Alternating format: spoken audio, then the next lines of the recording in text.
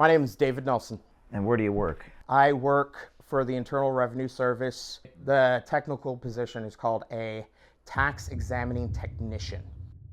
What do you want the American people to know? We have very antiquated systems. They aren't integrated. We're basically handcuffed. One of the reasons I'm coming out is I'm not afraid of losing a career.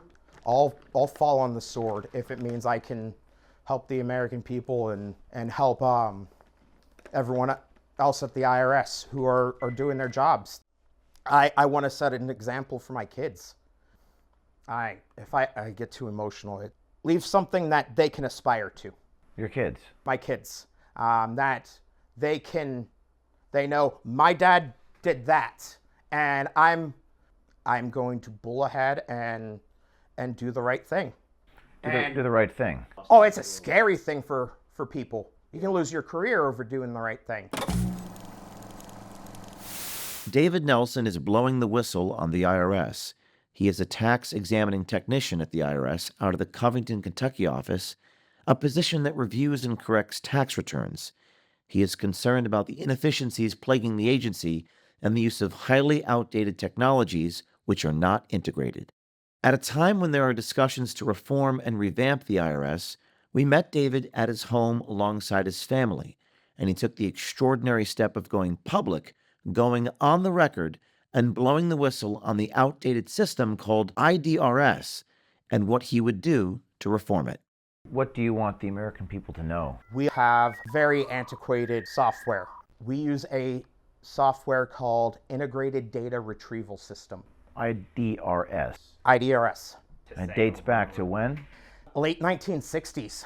This tells you about IDRS, when it was first implemented, when it was implemented throughout all the service sites. 1969. That's when they put the man on the moon. And how do you think this system affects the IRS's efficiency? A ton. We can't do anywhere close to what the American people think. The whole U.S. tax system being built on a program that was created in the late 1960s. That's absurd. It's command code driven. Command code consists of low-level instructions for operating computers, and it is deemed outdated because of the emergence of higher-level programming languages that improve productivity and usability. It is similar to MS-DOS, which is so antiquated that it hasn't been widely utilized in our education system for decades. You could think of like MS-DOS, but older.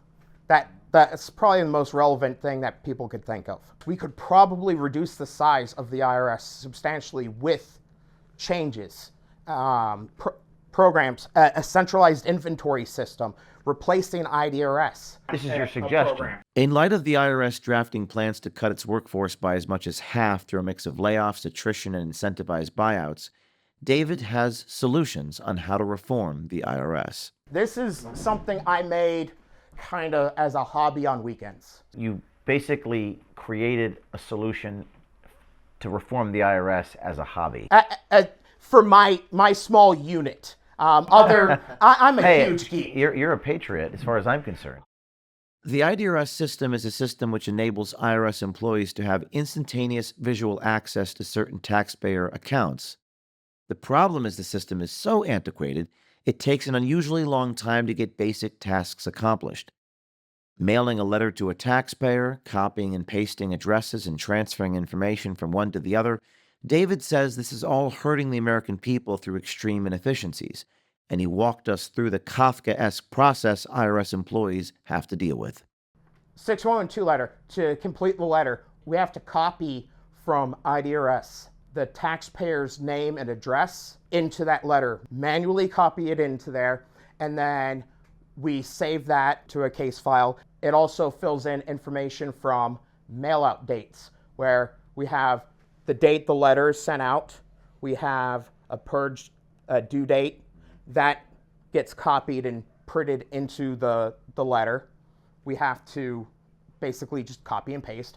So this is IDRS right here. This is IDRS. This is a disclosure tool we use during calls. We put the reason of contact, we enter the taxpayer information, and then there's a drop down and it'll pull up the business information. We ask questions to verify who the taxpayer is. We could do a lot to improve things for the American taxpayer. This tells you about IDRS, when it was first implemented, when it was implemented throughout all the service sites, and then all the service sites in 1973, and then Congress has been notified of this. It's been reported to them for years, and there's some money that was provided as part in the Biden administration under the Inflation Reduction Act to improve things, but it was more of a Band-Aid instead of an actual fix. It kept IDRS, but it funded small programs to make things a little more efficient in other areas, but it didn't fix the actual problem. Everyone knows about it. Everyone at the IRS. And I'm speaking about it, but in general, we're told not to.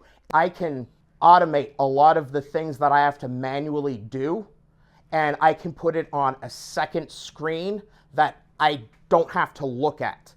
It can fill in the information, and then I can do a quick review to make certain everything's accurate. Then click the next button, it'll fill out the next PDF, and then once it's done, I can do a quick check, and I could be more efficient if I had permission to use it. It's not even that it would have taxpayer information. It's for anything to get approved as a tool. There's a ton of people it has to go through for approval. This is a 50-year-old system, and it needs to be updated. Yeah. Political solutions are slow to come. What is incredibly frustrating to me, Congress has been notified of this. It's been reported to them for years. And there's some money that was provided as part in the Biden administration under the Inflation Reduction Act to improve things, but it was more of a Band-Aid instead of an actual fix. It kept IDRS, but it funded small programs to make things a little more efficient in other areas, but it didn't fix the actual problem. You encountered any issues when trying to report system errors or deficiencies? I'm speaking about it, but in general, we're told not to. Told not to? What do you mean? It's instruction from Treasury. David describes his motivation on why he's doing this. One of the reasons I'm coming out is I'm not afraid of losing a career. I'll fall on the sword if it means I can help the American people and help everyone else at the IRS who are doing their jobs. I want to set an example for my kids. If I get too emotional, it leaves something that they can aspire to. Your kids? My kids. That they know my dad did that, and I'm going to follow in his footsteps. I'm going to do the right thing.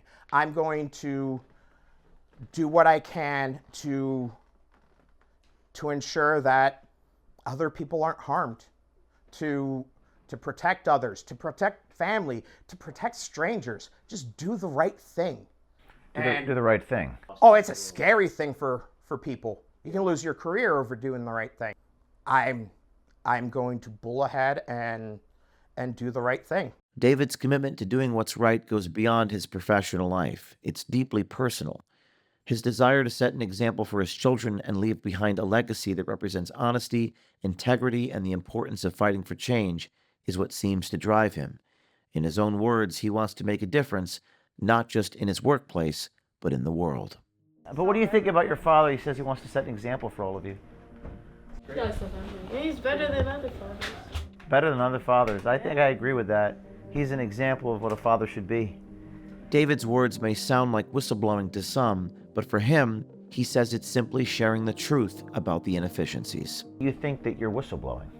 For this, a little, I'm not sharing anything that is unknown. The problem is that everyone knows this, but the American people.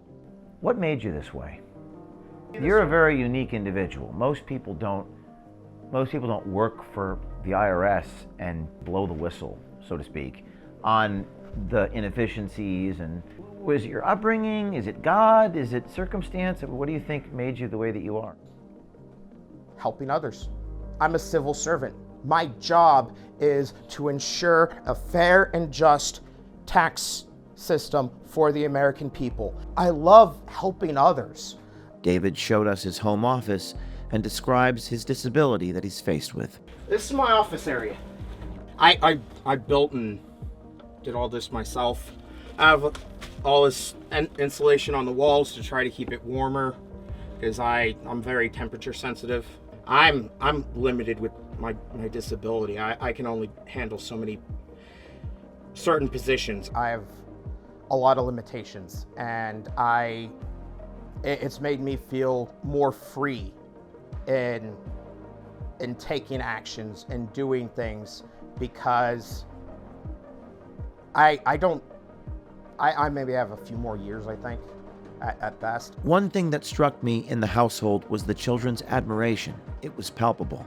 They looked up to him and they helped him with his disability. They seemed to be willing to have his back.